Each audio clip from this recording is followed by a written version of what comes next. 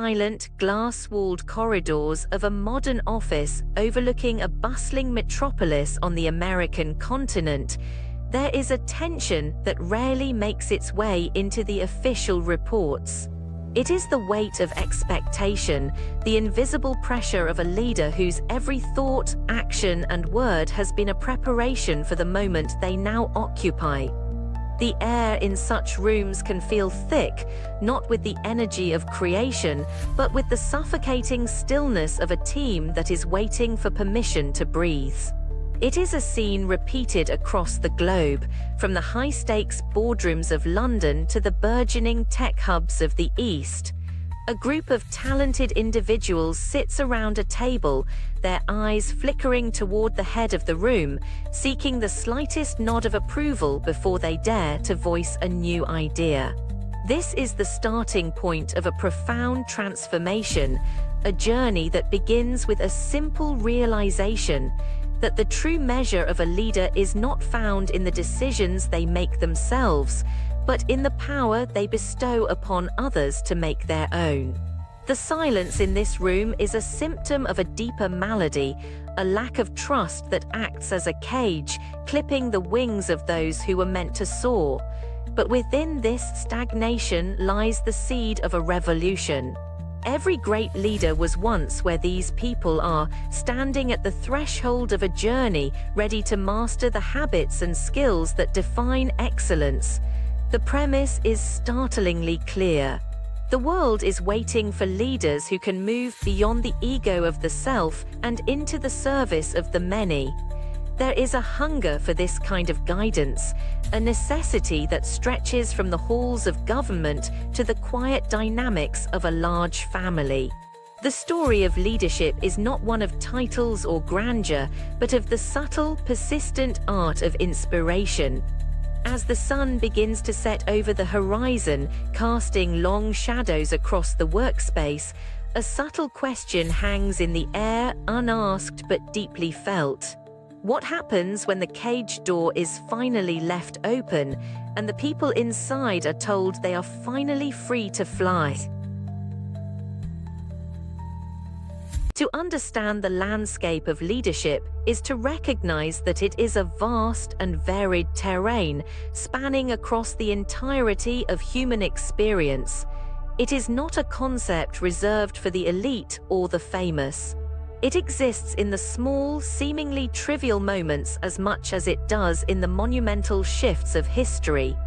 In Europe, in Latin America, and across the vast reaches of the American continent, the need for effective leadership has never been more acute.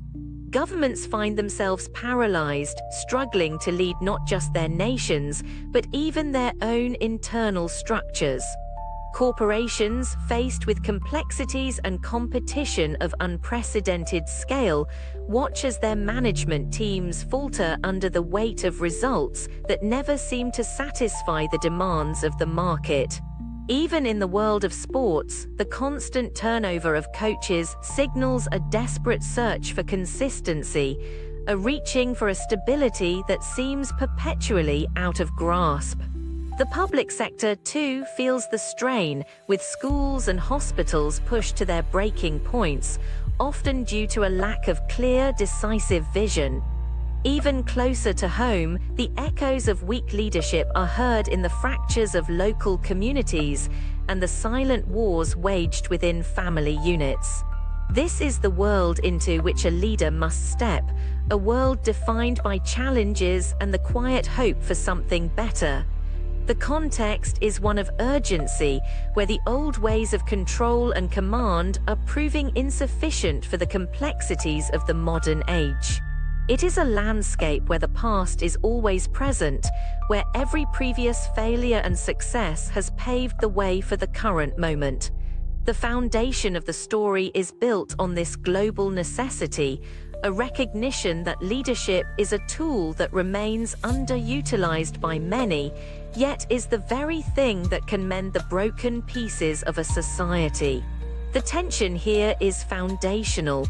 How can an individual rise to meet these demands without losing themselves in the process? And more importantly, how can they ensure that their growth becomes the catalyst for the growth of everyone around them? The stage is set for a deeper exploration of what it means to truly hold authority, not as a weapon, but as a gift to be shared. In this narrative of growth and influence, the figure of the leader emerges not as a hero in isolation, but as a central node in a complex web of human relationships. Imagine a person who has ascended to a position of influence, perhaps a CEO of a global enterprise or perhaps the head of a small local nonprofit. This individual, despite their success, finds themselves at a crossroads. They carry with them the weight of their own aspirations and the silent expectations of those they lead. The central conflict of their existence is one of internal versus external control. They have spent years honing their skills, yet they often find that they are only utilizing a fraction of the tools at their disposal. They cling to weaknesses out of habit, unaware that these very traits are the anchors holding them back.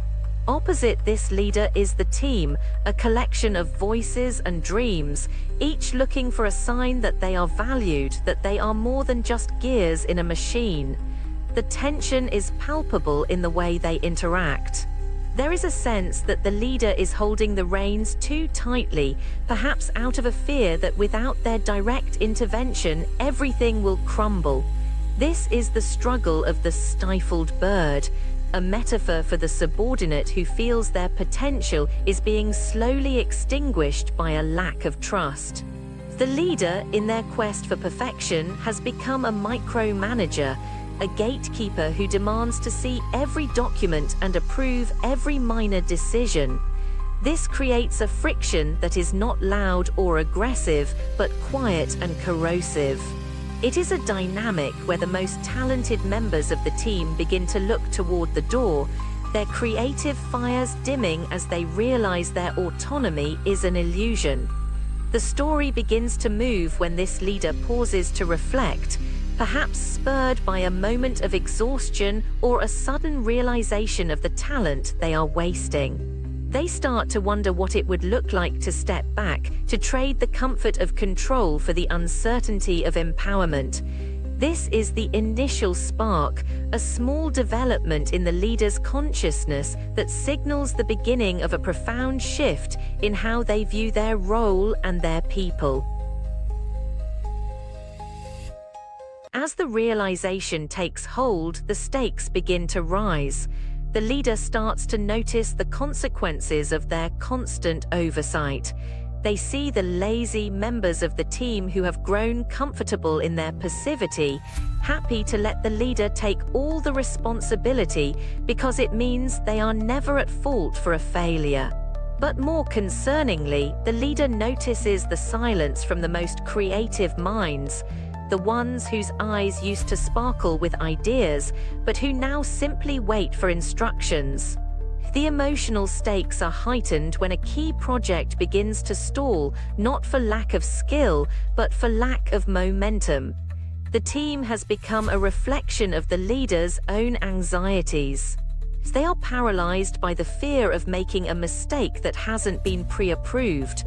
The friction is no longer just internal, it manifests in missed deadlines and a lack of innovation that the leader can no longer ignore.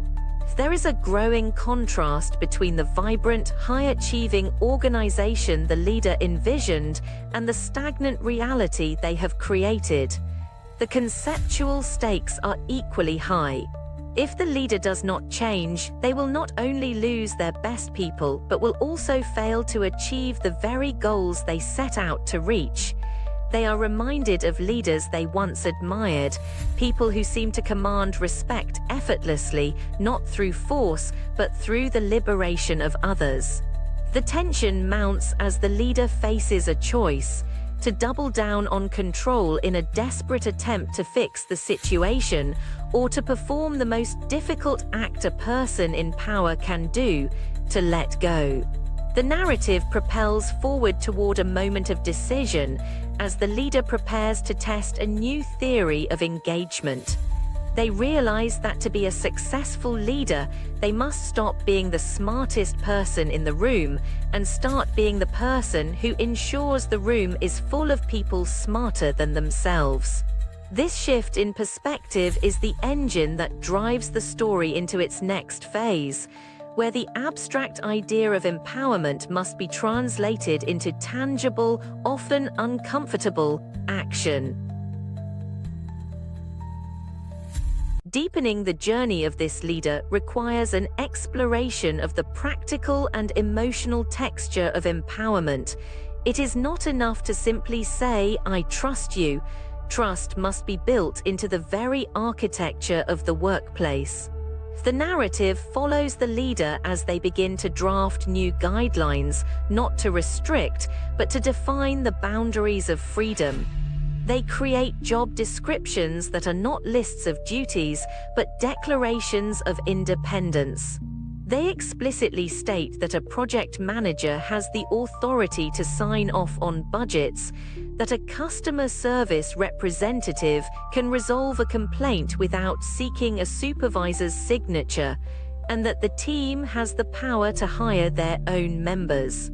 This process is documented and shared, creating a physical manifestation of the leader's new philosophy. The thematic symbol here is the open door, not as an invitation for the leader to walk in and take over, but as a sign that the resources of the organization are now available to everyone. The leader ensures that the team has the time, the budget, and the tools they need to work independently. They weave in a new rhythm of interaction where meetings are no longer about reporting progress to the boss, but about sharing insights among peers. The pacing of the story slows here, allowing for reflections on the emotional shift within the team. There is a cautious optimism in the air, a tentative stretching of wings. The leader, observing from the sidelines, feels a strange mixture of pride and vulnerability. They are no longer the central protagonist of every scene. They are becoming a mentor, a coach who watches the play from the touchline rather than being the star athlete on the field. This phase of the story is defined by a subtle realization that the leader's value is increasingly found in their absence.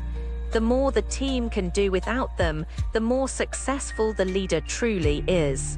This is a profound shift in tone, moving from the frantic energy of management to the steady, supportive pulse of true leadership. However, the path to empowerment is rarely linear. A complication arises when a long-standing project, now under the full control of the team, hits a significant roadblock. In the past, the leader would have stepped in immediately, taking over the reins and steering the ship back on course. The temptation to do so now is overwhelming. The leader feels the old urge to micromanage, to prove their worth by fixing the problem. They see a team member struggling with a complex decision, and their instinct is to offer the correct answer before the mistake can be made. This is the test of the leader's resolve. If they intervene too soon, they risk undoing all the progress they have made. They risk confirming the team's suspicion that their autonomy was merely conditional. The conflict deepens as the team itself faces internal pressure. Some members, accustomed to the old ways, look toward the leader with pleading eyes, hoping to be rescued from the weight of their own responsibility. The tension is unresolved. Will the leader hold their ground and allow the team to find their own way through the crisis, or will they succumb to the fear of failure? This moment represents a deepening of the narrative's challenge, questioning the very essence of trust. It is easy to empower people when things are going well, but true leadership is tested in the crucible of difficulty. The stakes are no longer just about the success of a project, but about the integrity of the leader's vision. The narrative moves toward its peak as the leader stands at the edge of this metaphorical precipice, watching the team navigate the storm. They realize that their intervention might save the project in the short term, but it would destroy the team's growth in the long run. The unresolved tension of this moment propels the story toward a critical turning point, where the weight of choice becomes almost unbearable. As the story approaches its climax, the atmosphere becomes increasingly charged with a sense of inevitability. The leader has chosen to stay back, to remain in the role of an observer and mentor rather than a director. They watch as the team members gather in small groups, debating the best course of action. The air is thick with the weight of the stakes.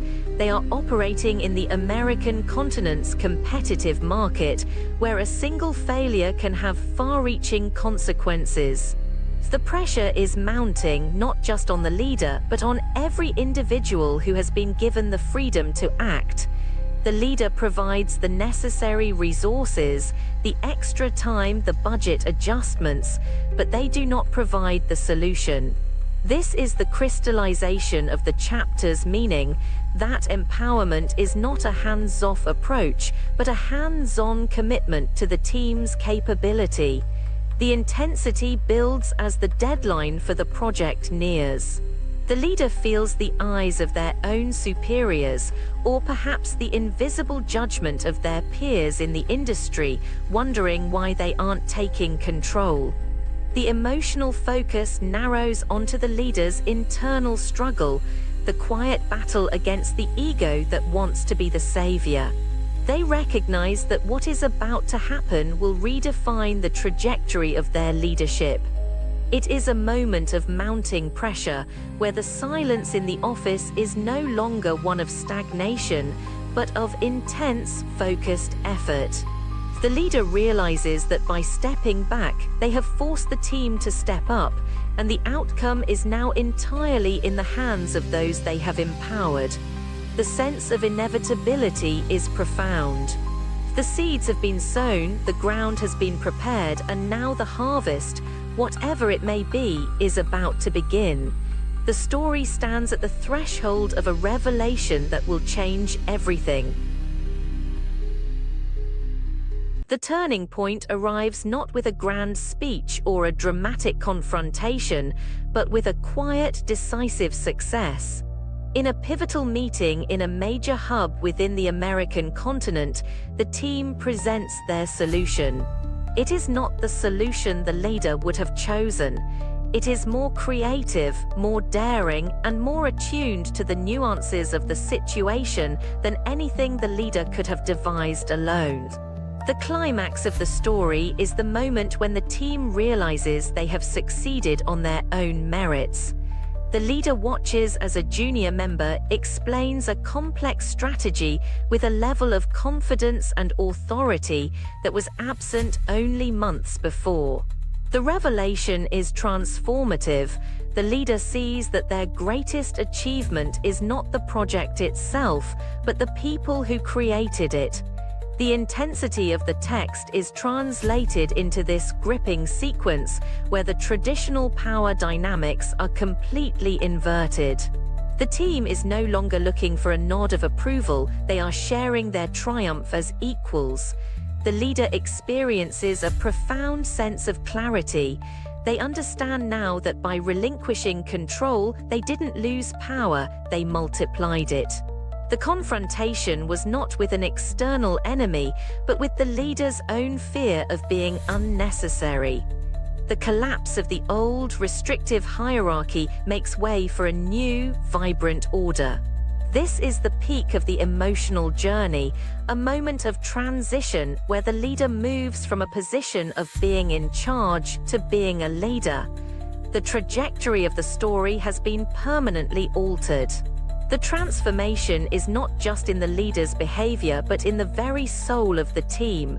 They have been tested, they have struggled, and they have emerged not as subordinates, but as leaders in their own right. The climax is a celebration of the human potential that is unlocked when trust is given without reservation. The immediate aftermath of this success brings a wave of profound change that ripples through the organization. The air in the glass-walled office is now charged with a different kind of energy, one of relief, yes, but also of newfound pride. The first consequence is a surge of initiative. Members of the team who were once silent are now coming forward with ideas for other projects, their voices steady and their suggestions bold. They don't wait for a formal meeting. They share their thoughts in the hallways, in the break rooms, and through the digital channels of their global network. The raw emotional shift is evident in the way they carry themselves. They walk taller, their eyes bright with the knowledge that they are trusted and valued. The leader, too, feels a situational shift. They find themselves with more time, not to rest, but to focus on the broader vision, the long-term strategy that they had previously neglected while they were buried in the minutiae of day-to-day operations. There is a sense of space now, a breath of air that allows the weight of the recent events to settle. The leader takes a moment to reflect on the letters and documents they once micromanaged, realizing how much energy they wasted on tasks that the team was more than capable of handling. The pause is necessary, a moment of quiet contemplation in the wake of the storm. The immediate aftermath is not just about the success of a single project, it is about the birth of a new culture. The leader acknowledges the achievements of the team openly, giving credit where it is due and expressing a genuine pride in their independence. This period of settling is crucial as it allows the new dynamics to solidify, ensuring that this was not just a one-time event, but a permanent change in how they will move forward together. As the dust settles, the deeper consequences of this transformation begin to emerge. The resolution of the story is found in the long-term internal and external shifts that occur within the team and the leader. Externally, the organization begins to gain a reputation as a place where talent thrives. People in the industry, from Europe to Latin America, start to notice the innovative spirit and the high level of engagement within this particular group. The team becomes a magnet for the best and brightest, who are drawn to the promise of autonomy and support. Internally, the transformation is even more profound. The lazy members of the team, no longer able to hide behind the leader's decisions, have either stepped up to the challenge or moved on, leaving a core of highly motivated, capable individuals. The central lesson of the text, that people imagine the worst and doubt themselves when they are not valued, is replaced by a new reality of self-assurance and mutual respect. The leader's role has been resolved into that of a master gardener. They have prepared the soil, provided the water, and now they simply ensure that the plants have the space they need to grow. The transition toward closure is seamless as the new way of working becomes second nature. The leader no longer feels the urge to micromanage. They have seen the results of trust and they are never going back. They have learned to intercede only when asked, providing the guidance and mentorship that is actually needed rather than the interference that was once their default. The emotional settling is one of peace, a realization that true leadership is about creating a legacy of leaders, not a trail of followers. The narrative moves toward its final reflections with a sense of completeness, the transformation from a controlling manager to an empowering leader having been fully realized. Drawing the threads of this narrative together, we see a coherent reflection on the very nature of power and influence. The journey of this leader, mirrored in the experiences of hundreds of others across the American continent and beyond, illustrates a universal truth: that the most effective way to lead is to empower. The thematic significance of the story lies in the transition from the self to the collective. It is a philosophy that challenges the traditional, often ego-driven models of leadership, suggesting instead that a leader's true strength is measured by the strength of those around them. The journey has shown that empowerment is not an act of surrender, but an act of strategic investment. It requires the courage to be vulnerable, the discipline to step back, and the wisdom to provide resources rather than answers. The broader meaning is clear. In a world fraught with challenges, from failing governments to struggling businesses, the solution lies in the liberation of human potential.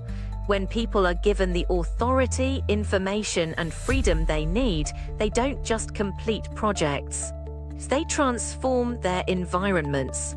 The narrative has illuminated the idea that everyone is a leader in some capacity, whether they are managing a multi-billion-dollar corporation or guiding a family.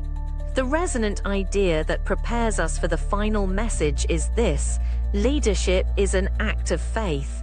It is the belief that when you give people the freedom to be who they truly are, they will not only meet your expectations, but they will far exceed them. This realization brings the story to a point of synthesis, where the practical exercises of the past have been integrated into a holistic and powerful way of being in the world.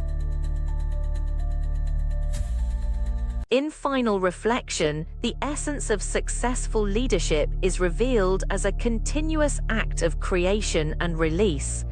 The story of empowerment concludes not with a finish line, but with a new beginning. It is the understanding that every thought, action, and word in a person's life is a preparation for the leadership they exercise today. To lead is to be a servant of potential, to be the one who ensures that the birds under their care never feel the cold bars of a cage, but instead feel the vastness of the sky. The takeaway for anyone in a position of influence is simple yet profound. Value and estimate your people, for when you do, you dispel their doubts and ignite their creativity. The broader lesson is that we are all interconnected, and our success is inextricably linked to the success of those we support. The closing insight is one of quiet power, the power of a leader who can look at a thriving, independent team and feel a deep sense of pride, not because they did it, but because they allowed it to happen. It is a philosophy that leaves the listener with a sense of clarity and contemplation. The journey of the 100 things successful leaders do is not a list to be checked off, but a path to be walked with humility and purpose. As the narrative ends, the message that remains is one of hope and empowerment. It is a call to action for every leader to step back, to trust, and to witness the extraordinary things that happen when people are finally given the freedom to lead themselves. The story closes on this resonant note, leaving a legacy of inspiration that will echo long after the words have faded. A reminder that the greatest thing a leader can ever do is to make themselves unnecessary.